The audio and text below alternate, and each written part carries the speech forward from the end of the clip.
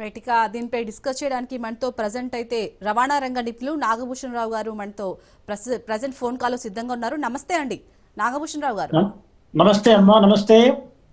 నమస్తే అండి. అసలు మనం చూసాం కర్నూలు ఇప్పుడు జరిగిన ఘటన అనేది చాలా దిగ్భ్రాంతి వ్యక్తం చేస్తుందండి. ఇంత అంటే మనకి బస్సు మొత్తం కాలిపోవడం అనేది చాలా దురదృష్టకరం. అసలు ప్రమాదం జరగడానికి కారణం ఎందుకు సార్? అంటే ఏసీ బస్సులోని ఇలాంటి ప్రమాదాలు ఎక్కువగా జరుగుతున్నాయి అంటే ఎలాంటి ప్రికాషన్స్ పాటించాలి బస్సు యాజమాన్యాలు?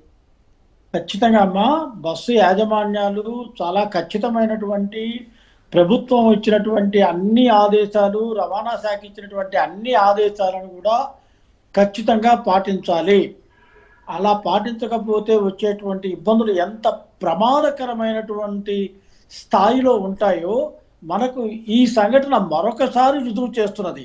నేను మరొకసారి ఎందుకంటున్నానంటే, గతంలో కూడా ఇలాంటివి ఎన్నో జరుగుతున్నాయి. జరిగినప్పుడు మనం అందరం ఆందోళన చెందుతున్నాము, మీడియా వాళ్ళు ఆందోళన చెందుతున్నారు, అదేవిధంగా పబ్లిక్ ఆందోళన పడుతున్నారు. ఏంటబ్బా ఇలా జరిగింది, మనం రేపు పొద్దున బస్సులో ప్రయాణం చేయగలిగేటువంటి పరిస్థితి మనకు ఉన్నదా? అరే ఎంతో డబ్బు పోసి మనం ఈ రోజున మనం ఒక టికెట్కి ఉదాహరణకి హైదరాబాద్ నుంచి బెంగళూరు వెళ్ళడానికి మనం దాదాపుగా 2000 పైన ఖరీదుతో మనం టికెట్ కొనుక్కుని క్షేమంగా మన పొద్దునకల్లా ఇక్కడ రాత్రిపూట ఎక్కితే హైదరాబాద్లో పొద్దునకల్లా మనం చేరుస్తాడు అనేటువంటి నమ్మకంతో ప్రశాంతంగా పడుకున్నటువంటి ప్రయాణికుల బతుకులు కాలి బుగ్గిపాలైనాయి అంటే ఎంత శోచనీయం అండి. దీంతో నిజానికి కర్ణుడి చావుకి 5 కారణాలు అన్నట్లుగా దీనికి కూడా అనేకమైనటువంటి కారణాలు ఉన్నాయి. ఒకటి కాదు, కేవలం ఒకళ్ళని తప్పట్టలేము. ఇందులో ఉదాహరణ కనుక మనం తీసుకున్నట్టయితే డివైడర్ రోడ్లు పెట్టారు, సంతోషం. దానికి టోల్ గేట్ కూడా వసూలు చేస్తున్నారు, ఇంకా సంతోషం. అయితే ఈ టోల్ గేట్ రోడ్ వసూలు చేస్తున్నటువంటి రోడ్ల పరిస్థితి ఎలా ఉన్నది?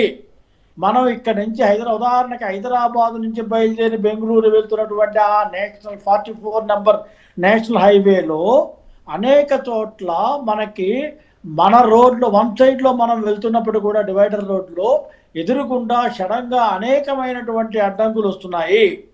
ఉదాహరణకి ఎడ్ల బండ్లు రావచ్చు, లేకపోతే ఇట్లాగే ఇందాక ఈ సంఘటనలో చెప్పినట్టుగా 2 వీలర్స్ అడ్డం రావచ్చు.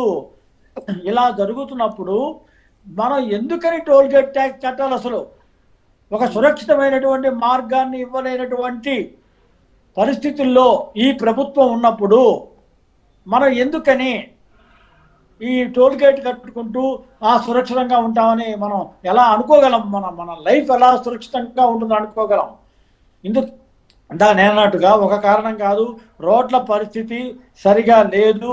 ఎక్కడ పడితే అక్కడ రాంగ్ రూట్లో వచ్చేటువంటి మార్గాలు ఉన్నాయి కాబట్టే వాళ్ళు 2 వీలర్స్ వాళ్ళు కానివ్వండి, ఎడ్ల బండి వాళ్ళు కానివ్వండి, మరొకళ్ళు కానివ్వండి, ట్రాక్టర్లు కానివ్వండి, మనం చూసే అనేకటువంటి ఇన్సిడెంట్స్లో రాంగ్ రూట్లో వస్తున్నటువంటి వాళ్ళని తప్పించబోయి డివైడర్ని ఢీకొనటమో లేకపోతే పక్కన ఉన్నటువంటి కాలువలో పడిపోవడమో ఇలాంటి సంఘటనలు జరుగుతున్నాయి. కనుక ఒక సేఫ్ రోడ్డును తయారు చేసేటువంటి పరిస్థితి లేనటువంటి ఒక దౌర్భాగ్యపు స్థితిలో మన భారతదేశంలో అనేకమైనటువంటి జాతీయ రహదారులు ఇవాళ ఉన్నాయి అనేది మనకి ఈ సంఘటన మరొకసారి మనకి రుజువు చేస్తుంది. దీని మీద మనం సమైక్యంగా పోరాటం చేయాల్సినటువంటి అవసరం ఉంది.